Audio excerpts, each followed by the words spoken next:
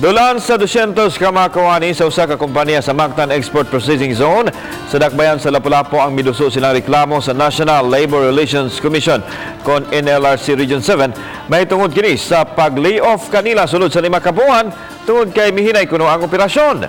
Apan matud sa mga kawani nga constructive dismissal ang gihimo sa kompanya nila gani kadaghanan kanila wa makadawat sa ilahang benepisyo sama sa 13th month pay. Nakatubang na sila sa mga representantes kumpanya sulod sa duha ka higayon apan way nakabot nga kasabutan. Busa nakahukom silang mudangop sa NLRC aron makuha ang unsa may angayan nilang makuha subay sa nalapid sa balawod.